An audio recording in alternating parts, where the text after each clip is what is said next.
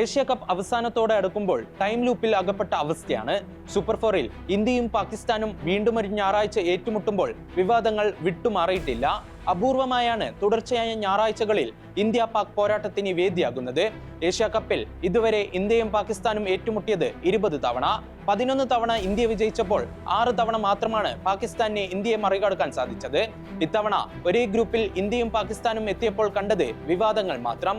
മുൻ താരങ്ങളെ പോലെ മൈതാനത്ത് സൗഹൃദ നിമിഷങ്ങൾ പ്രതീക്ഷിച്ചെങ്കിലും കൈകൊടുക്കാൻ പോലും സാധിക്കാത്ത തരത്തിൽ ബന്ധത്തിൽ വിള്ളലുണ്ടായി.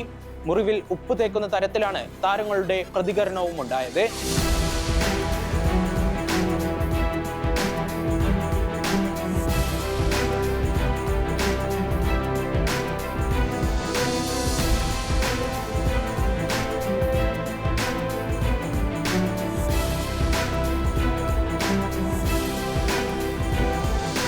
ഗ്രൂപ്പ് മത്സരത്തെ പോലെ ഇന്ത്യക്ക് പാകിസ്ഥാനെ വില കുറച്ചു കാണാനാകില്ല.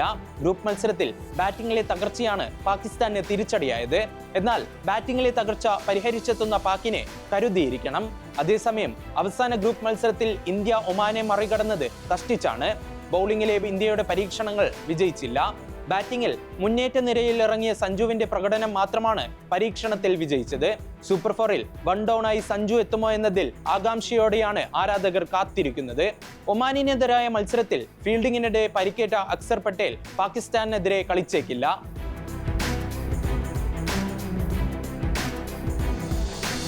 ഹസ്തദാന വിവാദത്തിന് തുടക്കമിട്ട മാച്ച് റഫറി ആൻഡി പൈക്രോഫ്റ്റിനെ മാറ്റണമെന്ന ആവശ്യമായിരുന്നു ആദ്യം പാകിസ്ഥാനെ. പിന്നീട് ICC നടപടിയിലേക്ക് നീങ്ങുന്നത് വരെ എത്തി കാര്യങ്ങൾ. എങ്കിലും പാകിസ്ഥാനെ മുഖവിലേക്കെടുക്കാതെയാണ് ഇന്നത്തെയും മത്സരചിത്രം. ആൻഡി പൈക്രോഫ്റ്റ് തന്നെയാണ് ഇന്ത്യ പാക് മത്സരവും നിയന്ത്രിക്കുക. കൈകൊടുക്കാൻ ടീമുകൾ ഇന്ന് തയ്യാറാകുമോ? റഫറിക്ക് എന്ത് ചെയ്യാനാകും?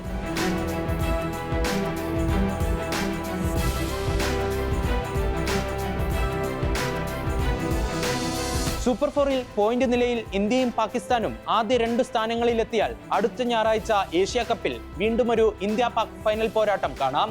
അങ്ങനെയെങ്കിൽ തുടർച്ചയായ 3 ഞായറാഴ്ചകളിൽ ഒരേ ടീമുകൾ ഒറ്റ സ്റ്റേഡിയത്തിൽ വ്യത്യസ്ത ഘട്ടങ്ങളിൽ മത്സരിക്കുമെന്ന അപൂർവ കാഴ്ചയ്ക്കും ക്രിക്കറ്റ് പ്രേമികൾ സാക്ഷിയാകും.